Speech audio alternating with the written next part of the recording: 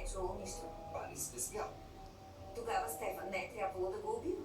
Могъл е просто да вземе парите. Какво ми казвате? Казвам само, че това, което е станало тук, не е каквото изглежда. И защо изобщо е излаяло кучето? Не мога да ви помогна. Всъщност, можете. Чух записите. Сесили каза нещо. Не е единственият служител с досие. Баща ми ръководи програма. Кои са другите служители? Не бива да разкривам това. Лоренс, опитвам се да намеря Сесили. За целта трябва да разбера какво е знаела тя. Кой друг? По-силно. Стисни. Лиам, трябва да поговорим. Зеца. Не може да чака. Ще се наложа. Добре, знам, че имаш криминално досие. Лежал си 6 месеца в затвора в Сидни, защото си пласирал стероиди. Добре. Ще говорим, но не тук. Тестостерон, болденон, анадрол. Купувах ги ефтино от Тайланд. Но са те хванали. 6 месеца. Лежах 4. Защо Лондон? По-лесно си намирам клиенти. Какви клиенти? Какво точно работиш? Личен треньор съм. Какво мислиш? От Мелбърн ли си? От Бризбен. Защо не ми каза истината за Стефан? За какво говориш? Знаеш много добре. При последния ни разговор каза, че ти е било жал за Стефан заради отношението към него. Какво значи това? Беше майстор. Даваше 12 часови сметки. Треви, покриви. Знаеш ли колко му плащаха? Помага ли съм? И аз стига.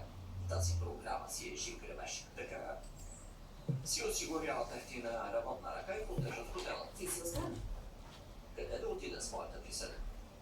Пък и това не е всичко. Какво още има? Сесили Трехър е с ясна, но сестра и е демон. Летна се за Стефан от самото начало. Как мислиш?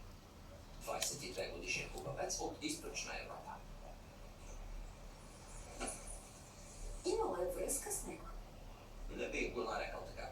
Беше секс, нищо повече. Нещастникът не можеше да й откаже. Тя управлява хотела. Имаше пълна власт. Той ли ти каза? Не говорехме за такива неща. Но беше умърлушен край нея. Всъщност, веднъж ги видях. Разкажи. Често тичам вечер. Има пътека, която минава през гората. Видях ги в самото начало на пътя. Беше очевидно какво става. Бях любопитен да разбера кои са и тогава ги видях. Стефан и Лиса правеха любов в храстите. Кога? 2 седмици преди убийството. И със сигурност бяха Стефан и Лиса. Не знам, Сюзан. Седа. Беше тъмно и разстоянието не беше малко. Първо си помислих, че Ейдън е награбил Лиса, което щеше да е шега. Ейдън такъв ли е? Развратник. Не. Сесили щеше да го изрита, ако беше. И мъжът не беше Ейдън. Той има голяма татуировка на рамото си и тъмно петно. Видях ясно, че не е той. Можех да се махна, но настъпих клон. Прозвуча като изстрел и мъжът се обърна. Определено беше Стефан.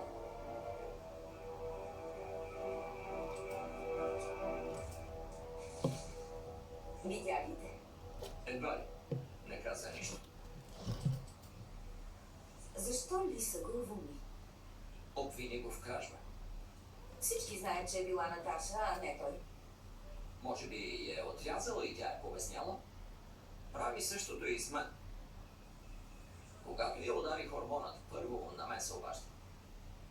И ти какво? Не възразявам. Така е помнила, пък и си плаща. Други въпроси имаш ли? Не. Не. Определено не. Супер. Благодаря. Моля, оставете съобщение след сигнал. Кейти, изгуби си телефона, но трябва да говоря с теб. Джак каза, че се прибираш в 4.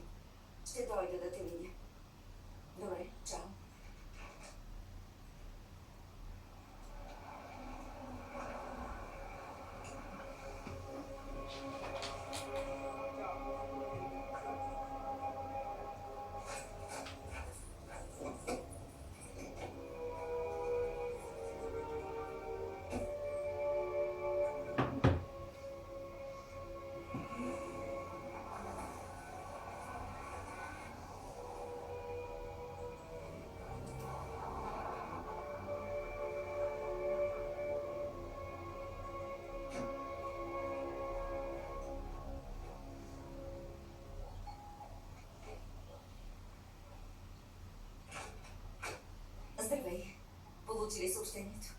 Съжалявам, имах много натоварен ден. Може ли да вляза?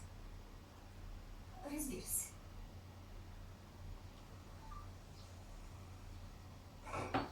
Не ми каза. Поиска да отида в градинския център, за да не видя табелата. Имаш ли купувач?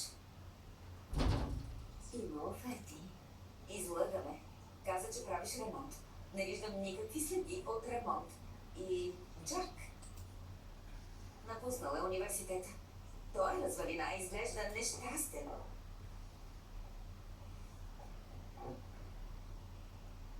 Свързано ли е с Гордон? Не говориш за него и той никога не е тук. Защо питаш? Защото съм загрижена за теб. Никога не сме имали тайни една от друга.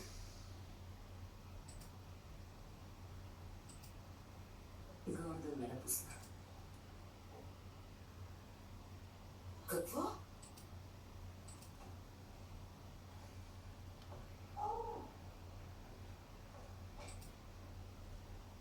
Кога? Преди 6 месеца. Не ти казах, защото не исках да се тревожиш за мен. Имаш си свои грижи. Пък и нищо не можеш да направиш. Щях да бъда до теб. Не исках да ме подкрепеш от разстояние. Трябваше ми тук, но не можех да те извикам. Защо? Защото се чувствах като глупачка. Още се чувствам така. Започна да работи до късно. В Лондон първо една нощ седмично, после 2. Убеди ме, че трябва да наеме апартамент близо до банката, за да пести пари. Можеш ли да повярваш нашите пари, общата ни сметка, за да плаща за любовното си гнезденце? Знаеш ли коя е? Да. Секретарката му. Не е ли жалка история? Казва се Наоми и е с 20 години по-млада. Почти на годините на дъщеря. О, Кейти, съжалявам. Моля те, не, нямам нужда от съчувствие, само ще глуши неща. Ще ти разкажа останалото.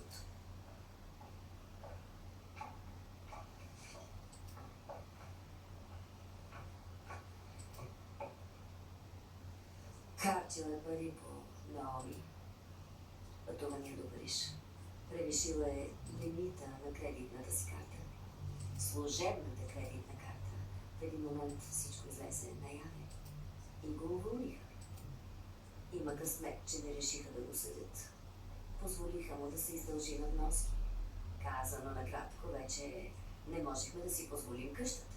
Със собственици сте? Да, ще делим на половина, но пак трябва да се превестя. Пълна бъркотия. За Джак и Дейзи